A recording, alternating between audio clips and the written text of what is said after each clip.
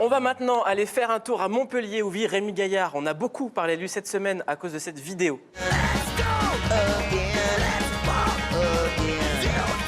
Insulté par Audrey Pulvar, traité de sexiste, censuré puis réhabilité sur YouTube, Rémi Gaillard a eu le droit à tout sauf à s'expliquer et il a choisi Clique pour ça et je suis allé le voir. On est où ici exactement? Bah là, écoute, on est à Montpellier, on est dans ma caverne d'Alibaba. C'est le magasin Interfait où je trouve toute mon inspiration. J'en profite pour te présenter 9 millions de vues. Donc c'est le pigeon.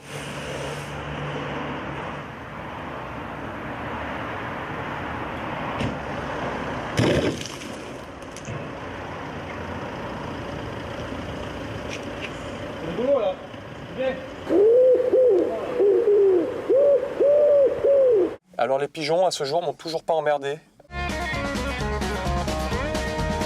Alors on va parler de la polémique de cette vidéo. La vidéo que j'ai intitulée Free Sex. Ouais. Comment baiser gratuitement. Évidemment, c'est une boutade, c'est potache, c'est une blague. Et je suis quand même bien placé pour savoir ce que je pense.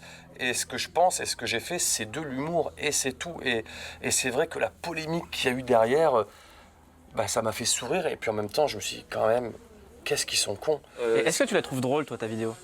Moi, Dis-moi la vérité. Moi, personnellement, je la trouve très drôle. Mais encore une fois, c'est de l'humour. Mais ça n'a comme... pas fait rire ta mère? Non, alors t'es bien renseigné. Ça a fait rire ma sœur et pas ma mère. Absolument abject, c'est un viol. Le mot n'est pas trop fort. Ce qui est étonnant, c'est d'entendre Roselyne Bachelot, une ancienne ministre, tu vois, qui regarde mes vidéos quand même, elle a autre chose à foutre. Et j'ai pas envie de l'attaquer, mais en même temps, elle a gaspillé 380 millions d'euros il y a 4 ans dans l'affaire des vaccins. Pulvar qui me dit que je suis un sombre connard. Ce monsieur est un sombre connard. Je vais pas l'insulter, mais ce que je pense d'elle, c'est juste qu'elle a un avis sur tout, sauf qu'elle est spécialiste de rien. Et moi, ça m'amuse beaucoup, tout ça, en fait. Il y a des politiques qui t'ont contacté ou pas? Après la vidéo? Des assos, Des politiques, des associations. Là, j'ai les féministes un peu au cul, quoi. T'as eu qui? Des associations. J'ai beaucoup de messages. Là, je me fais insulter pas mal sur les réseaux sociaux. Ça donne quoi les insultes d'assos féministes? C'est des trucs qui sont longs et chiants à lire. Moi, j'ai envie de leur dire retournez faire la vaisselle. Non, je déconne. Faites bien le montage, ne coupez pas là, hein, parce que sinon, je vais avoir encore des emmerdes. Et qu'est-ce qui pourrait être réconcilié avec les féministes ou avec Audrey Pulvar? Non, Audrey Pulvar, je pense que rien pourra me réconcilier parce que, honnêtement, elle a dit ça avec une telle force, tu le vois, hein, tu le vois, elle est comme ça derrière son petit tailleur et derrière ses petites lunettes et elle m'agresse littéralement, quoi. Je veux dire, c'est une attaque en règle. Quand sa copine me traite de violeur, qu'est-ce que tu veux que je fasse contre ça? Là, je pense qu'il n'y a plus rien à faire.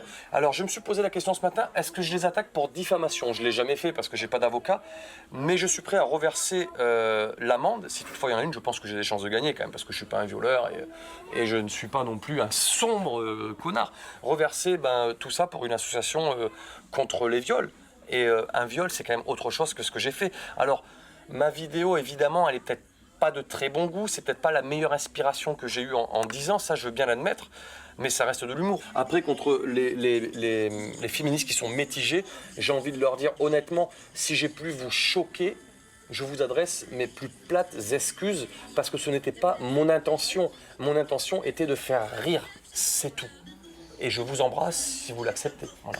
Parmi les filles qu'il y a dans la vidéo, est-ce qu'il y en a qui t'ont appelé après la polémique? Alors ça c'est marrant parce qu'on ne l'a pas souligné encore. C'est-à-dire que toutes les filles qui sont dans la vidéo ont accepté un droit de diffusion. Je leur ai montré d'ailleurs l'extrait. Alors 100% des filles au montage et aussi celles qui ne sont pas dans le montage, ça les a fait marrer.